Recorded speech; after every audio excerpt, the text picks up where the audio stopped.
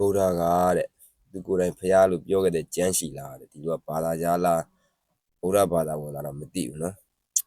တော့တချင်းနေတောင်ခင်ဗျားတို့မကြားဘူးလား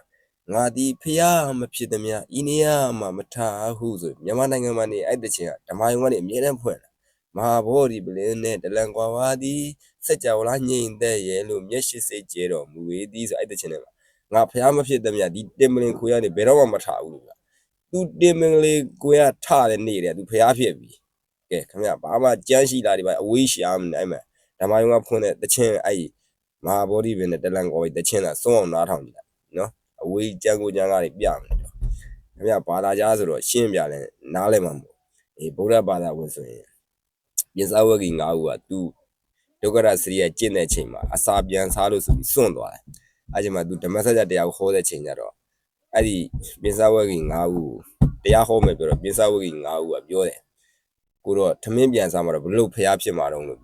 ပြောတယ်အဲ့ချိန်မှာဖျားကမင်းတို့ကငါအရင်တော့ကငါဖျားဖြစ်ပြီလို့ဘယ်တော့မှမပြောဘူးလေပေါ့မင်းတို့ငါ့ကိုတန်းတူ6နှစ်လောက်နေလာတယ်မင်းတို့ငါဖျားဖြစ်ပြီလို့ဘယ်တော့မှမပြောဘူးလို့လေမပြောဘူးအောင်ဘူးပေါ့ဒီနေ့မှငါဖျားဖြစ်လို့ဖြစ်ပြီဆိုပြီးတော့ပြောတာကွာမင်းတို့တရားဟောမလို့လားငါဖျားဖြစ်လို့ဖြစ်တယ်ပြောတာမင်းတို့နဲ့အရင်တော့6နှစ်လောက်နေတော့ငါမဖြစ်ဖဲနဲ့ဖြစ်တယ်လို့ပြောဘူးလို့လားဖျားဖြစ်တဲ့ကြံရှိလားမေးနေတယ်နော်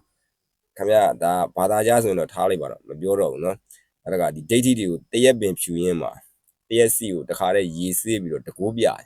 တယ်ဒါပေမဲ့အဲ့ဗိမိတာရမင်းကြီးကကောသလမင်းကြီးလားမသိဘူးနော်ရှင်ဘုရားတပည့်တွေတော့တကိုးမပြနဲ့နဲ့ဆုံးပါပြီရှင်ဘုရားကဘာလို့တကိုးပြမှာလဲအရှင်မင်းကြီးစိုက်တဲ့ဥယျာဉ်နဲ့ကပန်းမှန်တစ်ပင်တစ်သီးတွေကိုတခြားလူတွေစားရင်ဘလို့နေလဲမင်းပြစ်မင်းတန်သိမှာပေါ့အဲ့အရှင်မင်းကြီးကြတော့ကိုယ်တိုင်ခူးစားဘလို့ဒါကတော့ဘယင်ပဲဘယ်ချိန်ခူးစားတာအပြစ်တယ်မလို့အဲ့လိုပဲငါထုတ်ထားတဲ့အမိန့်တွေကငါတပည့်တွေအတွက်ဒီ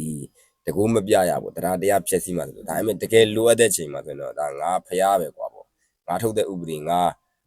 ဘယ်ချိန်ဖြတ်ပေါ့ဆိုလိုချင်တာလိုအပ်လို့ပြတာဒါသူဖျားမှုလို့ပြတာပေါ့သိလားအဲ့မဲ့တကူပြတီးကပြတယ်နော်ရေမိအစုံနေနဲ့တာဝရင်သာကြွတာတွေနော်အဲ့ဒါကဒီဥပါလူတွေဆရာတပည့်2ယောက်ဆိုရင်လေဒီကဖျားဟုတ်လားမဟုတ်လားဆို6လတိတိအနေအထိုင်စကားပြောဆိုအကုန်6လတိတိကျောင်းမှာလာကတ်အိပ်ပြီးတော့ကြည်ပြီဆိုမှဒီလက္ခဏာတွေအသေးစိတ်တွေရောနော်အဲ့ဆရာတပည့်ဒါဖះသေးကြပါတယ်ဆိုပြီးတော့မှလက်တွေ့လက်ခံသွားတာဖះဟုတ်လားမဟုတ်လားကြံကိုတွေကြံကမေးမိတယ်အဲ့ဓမ္မယုံကဖွင့်တဲ့တခြင်းသာနားထောင်လိုက်အဲ့ဆိုအဖြေရှင်းသွားငါဒီဖះမဖြစ်သမျှဤနေရာမှာမထဟုဆိုပြီးတော့